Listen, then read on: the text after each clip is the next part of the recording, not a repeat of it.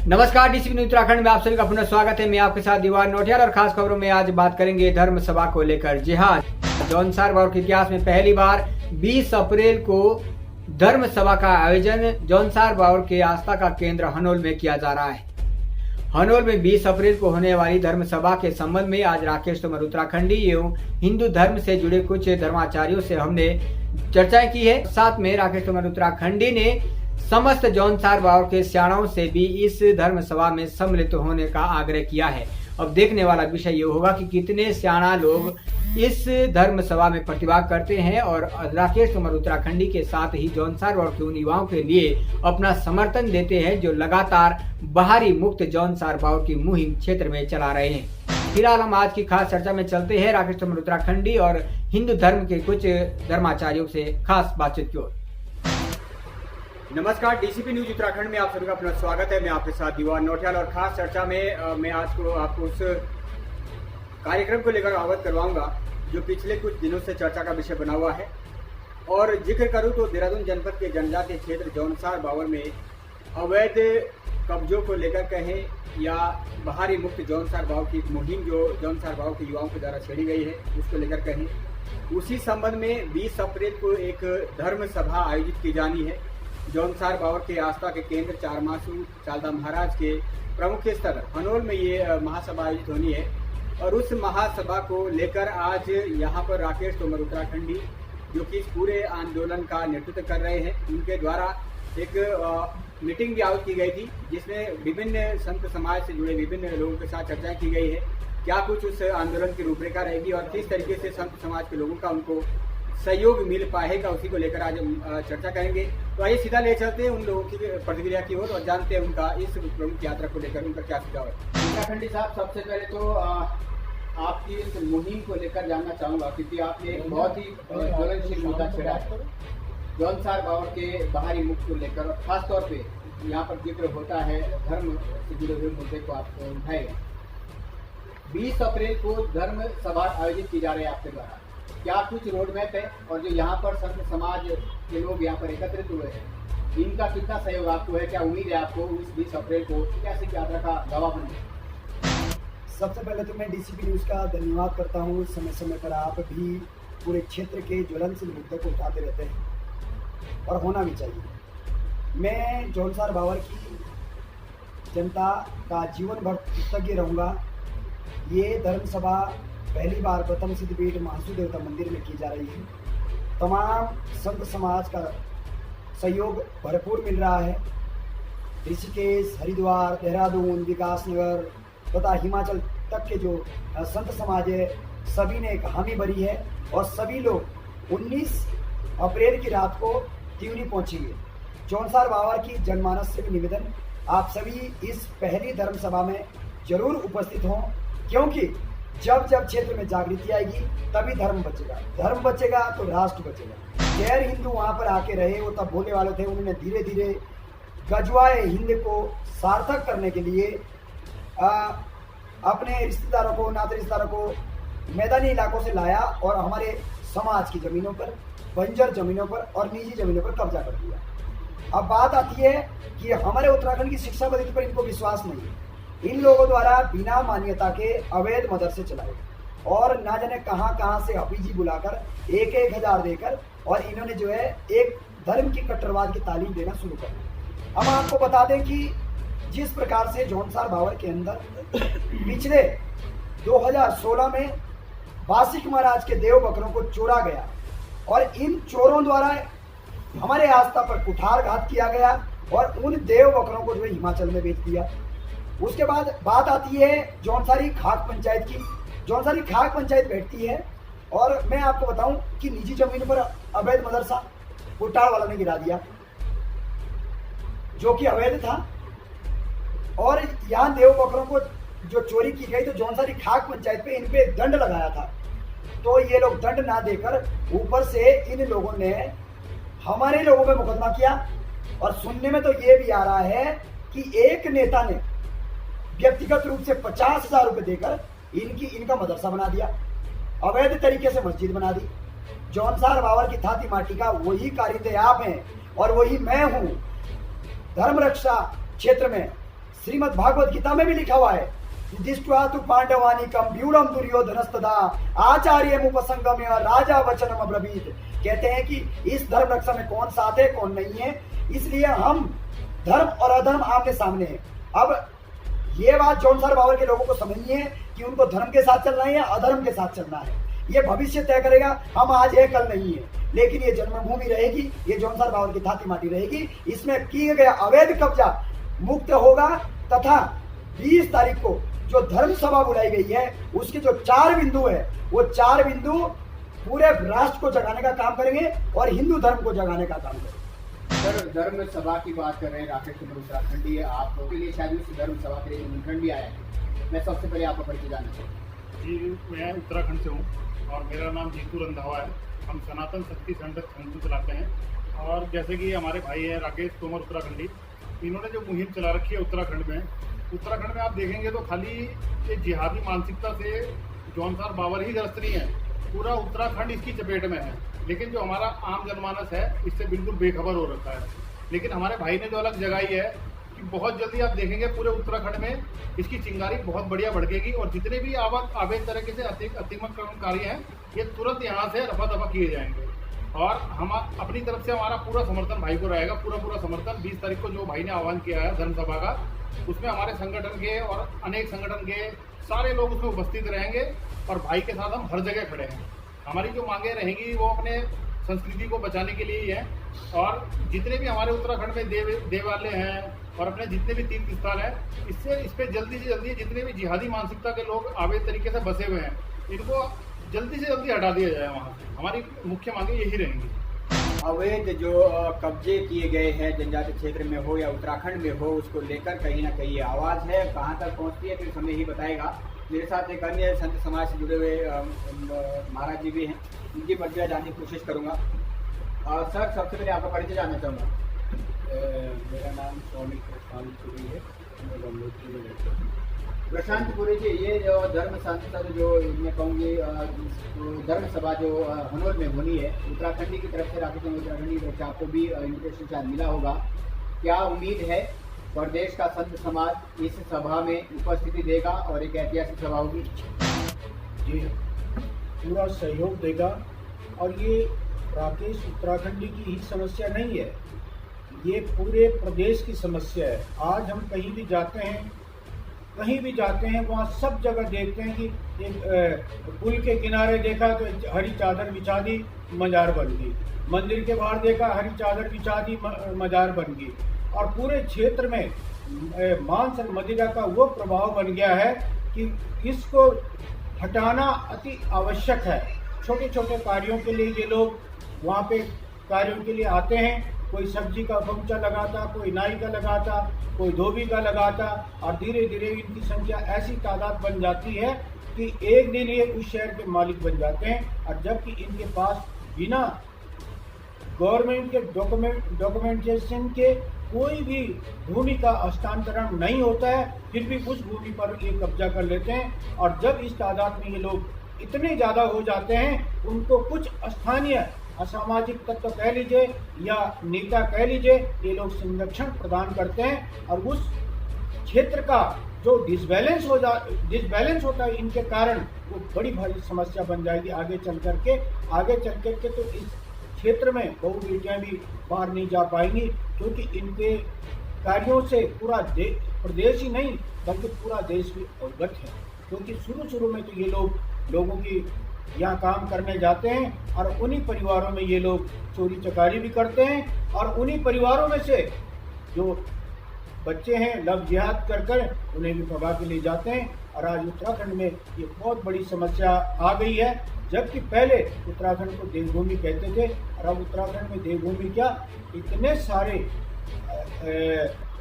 ये विभिन्न प्रकार की जातियां आ गई, रोंगिया तक आ गए, वो लोगों ने भी अपना अपना ठिया बना लिए हैं, जो कि आने वाले समय में उत्तराखंड के लिए बहुत खतरनाक संकेत है। अगर अभी नहीं चेते तो आगे चल करके आपको उसका भुगतान करना पड़ेगा।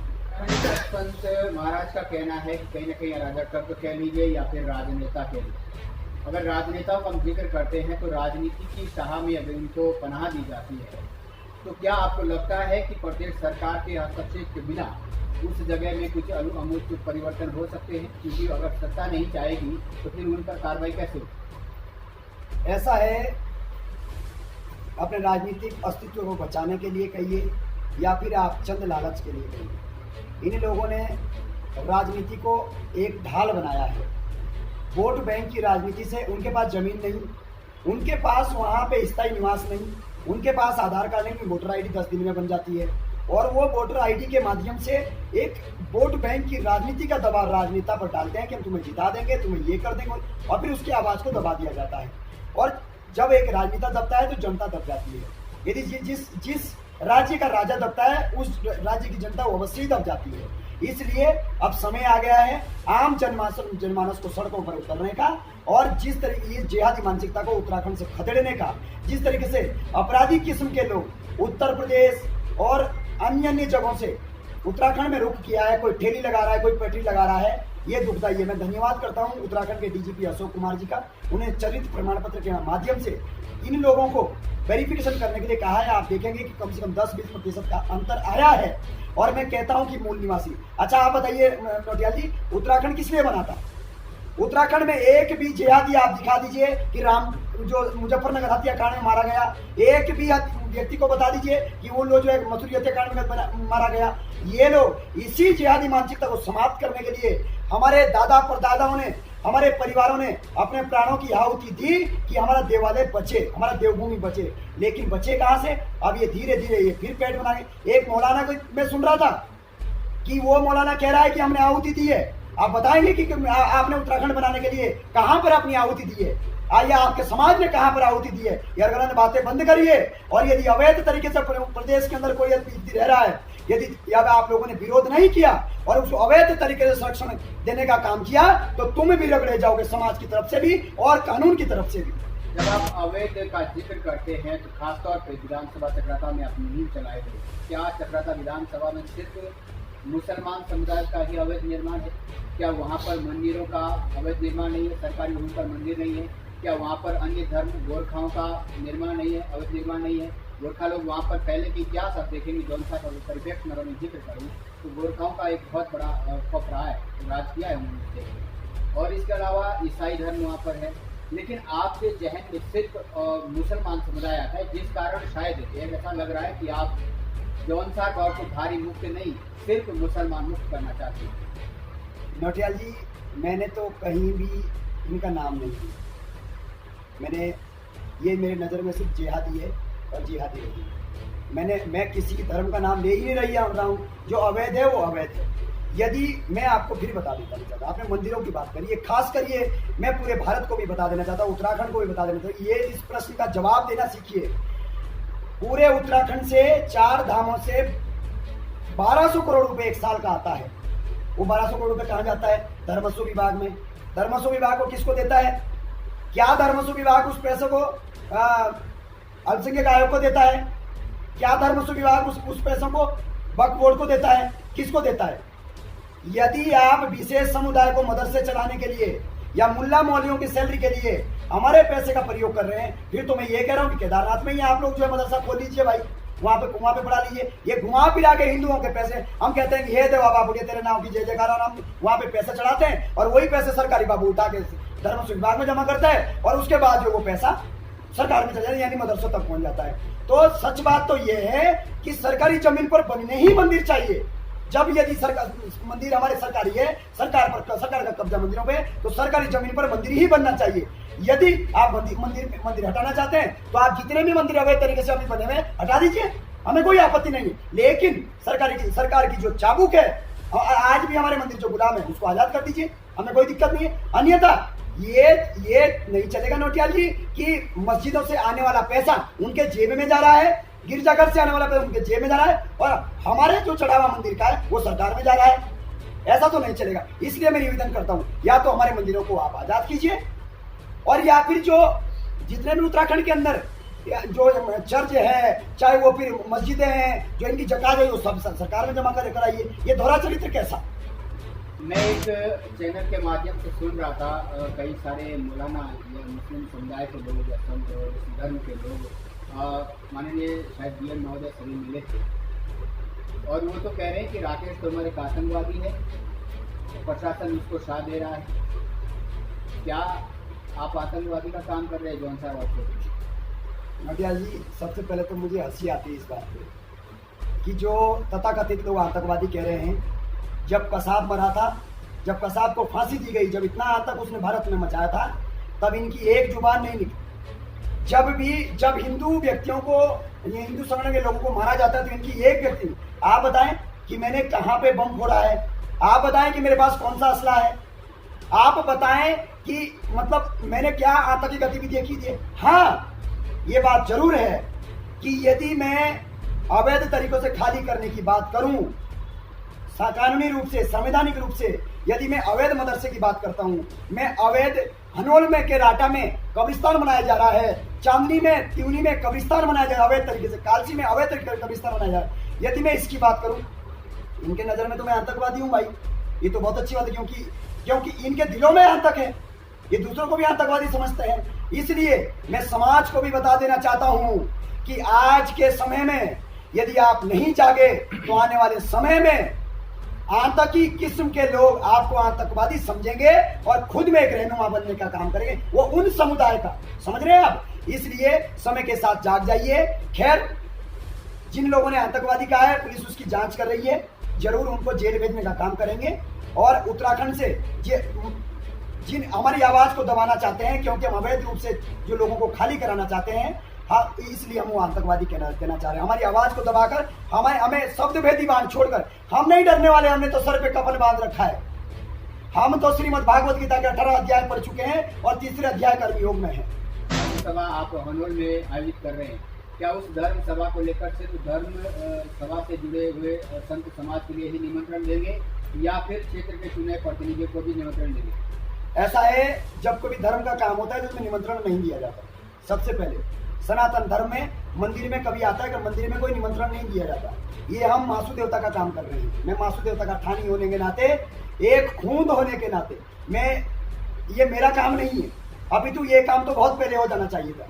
ये काम हम सभी का है और किसी को भी निमंत्रण नहीं दिया गया है। सभी लोग अपने अपने आधार पर आ रहे हैं और 20 अप्रैल को जो ये धर्म सभा है, इसमें सभी लोग आमंत्रित हैं। जिस तरीके से राजनीति मंच पे जौनसार बावर के सियाणा बंधु उपस्थित रहते हैं, कई अन्य जगह उपस्थित रहते हैं, असल बात तो ये है कि जौनसारी न्याय प्रणाली, मासु देवता की न्याय प्रणाली, वजीर से लेकर जो चाहे पास बिल का हो, साठी बिल का हो, चाहे वो 39 खत के सियाणे हो, वो चाहे वो हर 384 गांव और 466 जो खेड़े की बात हो, उनके जो सियाणे हो, सभी लोग विशेष रूप से आमंत्रित हैं। मैं आपके चरणों में प्रणाम करता हूं, सभी जनमानस के चरणों में प्रणाम करता हूं, क्योंकि आप लोगों को आना ही है। आज यदि आप लोग नहीं आए तो आने वाले समय में आना नहीं, आप लोगों को जाना ही पड़ेगा, क्योंकि जो कश्मीर का हाल था वही जौनसार बावर का हाल होगा। जहाँ पे 2 लोग थे वहाँ आज 2 परिवार थे, 30 परिवार हो गए। जहाँ पे 1 परिवार था वहाँ 40 परिवार हुए। सुनील चांदी की बात ले लो आप, तो 19 परिवार जो हिंदू परिवार है और 1 परिवार वहाँ पे आया था। आज वो लोग 40 परिवार है। आज वोट बैंक की राजनीति हर तरह से उनको दबाया जा रहा है। जी हमारी महंगा हो, जे हमारी बूट हो, जे हमारे खोए हो, खेत खलियान, जंगल जमीनों से सब मुझसे अधिकार राज हमारी। लेकिन आखिर इसके लिए जिम्मेदार वो समाज थोड़ी ना है, वो समुदाय थोड़ी ना है, क्योंकि वो अगर वहाँ पर रह रहे तो कहीं ना कहीं प्रशासन की तरफ से उनको ऑथोरिटी दी गई होगी या लीगल, अगर इलीगल तरीके से हुए तो फिर वो शासन स्तर से कार्रवाई होनी चाहिए। बिल्कुल, मैं आपको बताऊँ, तिंगनी थाने में खान पटवारी आया, उस खान पटवारी बंदोबस्त के टाइम पे इनके नाम जमीन लगाई गई। इसके लिए मैं रीट पिटिशन दायर करूँगा हाईकोर्ट में। हमें अच्छे से आता है कि हाईकोर्ट कैसे लड़ना है। और मैं आपको बताऊं कि मैं माननीय प्रीतम सिंह जी को भी कहना चाहता हूँ। देखिए, आपने हमें विकास नगर का कहा और गुजरों को आपने घर का कहा। यहाँ से आप मानचित्र देख सकते हैं। मैं प्रीतम सिंह जी से भी निवेदन करता हूँ कि आप मासु देवता के आप सियाणा हैं और 4 सियाणा में से आप मुख्य सियाणा हैं। आप जौनसार बावर के साथ हैं या आप इन लोगों के साथ हैं, ये आपको तय करना है। समय आने वाले समय में जौनसार बावर के लोग भी तय करेंगे कि धर्म किधर है और अधर्म किधर है। हम राजनीति करने नहीं आए, हम जौनसार बावर की जंगल जमीन को सुरक्षित करने आए हैं, अवैध कब्जा हटाने आए हैं। उनका संरक्षण जो था, आप देखेंगे कि मैं आपको एक और बात इसके माध्यम से खुलासा कर रहा हूँ, जैसे याद आ गई मुझे। धनराश में ऐठान वालों की जमीन पे एक आदमी आया था, और आज उस परिवार के 12 परिवार हो गए। उनके नाम जमीन नहीं, उनके नाम कुछ नहीं। उन्होंने धीरे धीरे वोटर कार्ड ही बनाई। वोटर कार्ड देख के नेता ललचा गए, उन्होंने आधार कार्ड, राशन कार्ड बना दिए। आज उनके नाम अटल आवास होगी, इंदिरा आवास हो गए। आप बताओ, इंदिरा आवास या फिर अटल आवास कैसे हो जाएंगे जब जमीन ही नहीं है? तो ये जांच करने का विषय है, और हमने त्यूनी तहसीलदार को, एसडीएम त्यूनी को भी दिया है, तत्काल जांच करें, जो हमारी जमीनों पे इनको बाहर किया जाए और वोटर लिस्ट में तत्काल प्रभाव से बाहर किया जाए। और यदि इनको गलत तरीके से यदि जैसे अटल आवास या प्रधानमंत्री आवास दिया गया है, तो वो रिकवरी भी इन्हीं नेताओं से होनी चाहिए जिनके मोड़ पे इन लोगों को फायदा दिया गया है। जब आप प्रीतम सिंह का नाम लेते हैं, कहीं ना कहीं एक संदेश ये भी जाता है कि आप भारतीय जनता पार्टी के लिए काम तो नहीं कर रहे वहाँ पे, तो इनडायरेक्टली ऐसा है, मैं राजनीति से दूर हूँ, मेरे पास कोई पद नहीं, मेरे पास कुछ नहीं। जब भी हिंदू समाज को जगाने की बात आई थी, मैं ही नहीं, अभी तो पूरे भारत में, तो उनको एक राजनीति का रूप देकर उसको दबाया जाता है। मैं क्या राजनीति की बात कर रहा हूँ? यदि मैं अवैध कब्जे हटाना तो ये राजनीति है। यदि मैं मासू देवता क्षेत्र से जो ये कब्रिस्तान बना रहे हैं अवैध तरीके से, इसको हटाने की बात मैं राजनीति कर रहा हूँ। अरे राजनीति जीत गए आप, स्वागत है, साम दाम दंड भेद देकर कोई भी आदमी जीत जाता है, कोई दिक्कत नहीं। लेकिन समय आने पर जिस दिन 30,000 की जनसंख्या होगी ना, उस दिन वो सौदा करेंगे कि 30,000 बोल दे रहे हैं, यहाँ पे ये बनाइए, यहाँ पे ये बनाइए, यहाँ पे ये बनाइए, यहाँ पे ये बनाइए। तब क्या करोगे? तब आपको उनका एक नुमाइंदा बन के रहना पड़ेगा, एक उनके जेब में, जिसे नेता कहते हैं, जेब में रहना पड़ेगा। और तब आपको नहीं पूछेंगे, तब उनके बीच में से ही एक आदमी उठेगा और वो विधायक बनेगा। तो ये खास चर्चा आप देख रहे थे राकेश तोमर उत्तराखंडी के साथ। आज यहाँ पर एक धर्म सभा को लेकर एक छोटी सी मीटिंग आउट की गई थी, जिसके माध्यम से रूपरेखा तय होनी है। इसके माध्यम से कई सारे प्रश्न जो हमारे जहन में थे उठाने की कोशिश की है। कई लोगों का एक हम टीवी में साक्षात्कार भी देख रहे थे किसी चैनल के माध्यम से, जिसमें राकेश तोमर उत्तराखंडी को आतंकवादी तक का जिक्र दिया गया है, और साथ में ये भी कहा गया कि प्रशासन द्वारा शाह दी जा रही है। प्रश्न ये उठता है कि क्या उत्तराखंड का जो प्रशासन है वो एक आतंकवादी को शाह दे रहा है? अगर आतंकवादी है तो फिर उसे प्रशासन की तरफ से शाह देना, ये कहीं ना कहीं सरकार पर भी प्रश्न चिन्ह उठते हैं। इसके अलावा कई सारे लोग इनको एक भाजपा के समर्थन में भी मानते हैं, लेकिन इनका साफ कहना है धर्म की रक्षा के लिए हम काम करेंगे, उसके आड़ में चाहे भाजपा हो या कांग्रेस हो, कोई भी आएगा हम उसको नहीं देखेंगे। इसके अलावा कई सारे प्रश्न हमारे थे, इनको लेकर हमने यहाँ पर जिक्र किया था। और देखना ये होगा कि इस धर्म सभा में जौनसार बावर के जो स्याणा सम्मेलन अभी पीछे हुआ भी था, और जौनसार बावर के स्याणा लोग कितना सहयोग दे पाते हैं ये भी देखने वाला विषय होगा। साथ में धर्म समुदाय से जुड़े लोग भी वहाँ पर उपस्थित होंगे। क्या ये जो मुहिम है ये धरातल पर उतर पाएगी? क्या इसमें शासन प्रशासन के साथ सहयोग में खड़ा रहेगा? जिस तरीके से प्रदेश के मुख्यमंत्री ने भी हाल ही में जिक्र किया है कि लैंड जिहाद जो है उसको बर्दाश्त नहीं किया जाएगा, और उसी का शायद एक प्रकरण जौनसार बावर से अभी चर्चा में बना हुआ है। देखना ये होगा क्या उस पर भी प्रदेश की सरकार इनके सहयोग में खड़ा रहेगी, उत्तराखंडी के साथ जुड़ेंगे जौनसार बावर के लोग और संत समाज के लोग, और प्रदेश सरकार कितना सहयोग कर पाएगी देखने वाले विषय होगा। लेकिन फिलहाल इस मुहिम में क्या आप जौनसार बावर के स्याणा समुदाय के लिए क्या संदेश देना चाहेंगे? देखिए, स्याणा उस खत का राजा है जो हमारे न्याय प्रणाली, और स्याणा प्रथा यदि हमारे क्षेत्र की न्याय प्रणाली क्यों समाप्त हुई, जो निष्क्रिय रही। अब जरूरत है सक्रिय होने की, क्योंकि जौनसारी खाद पंचायत आज से नहीं अपितु सालों सालों सर कोर्ट भी इसे मानती है। इसलिए मैं सभी स्याणा बंधुओं से भी निवेदन करता हूं कि आप सभी हनोल में सादर आमंत्रित है। वैसे तो मासू देवता की पावन धरा है, सभी लोगों को आना ही चाहिए। और मैं इसी के साथ एक और संदेश भी देना चाहता हूँ, इस लड़ाई को राजनीति से हटकर देखी जाए, समझी जाए, और सिर्फ एक जौनसारी, एक बावरी, एक देवगारी, एक बंगानी होकर ही इस लड़ाई को हम लड़ रहे हैं, और संवैधानिक रूप से लड़े। हम किसी जाति या धर्म के खिलाफ नहीं हुए। जो अवैध है उसको हटाया जाएगा, चाहे वो कोई भी हो। तो खास चर्चा में आप देख रहे हैं उत्तराखंडी के साथ ही खास चर्चा, स्पष्ट संदेश है राजनीति से ऊपर उठकर इस चर्चा में शामिल हो, इस धर्म समाज में शामिल हो, और अपनी सहभागिता वहाँ पर उपस्थिति होकर अपनी सहभागिता दर्ज करवाएं। खास चर्चा में मेरे साथ उत्तराखंडी थे, संत समाज से जुड़े हुए कई महानुभाव थे। आगे की चर्चा के लिए हम उस धर्म सभा के साथ भी जाएंगे, लेकिन तब तक के लिए आप हमें दीजिएगा इजाजत। नमस्कार।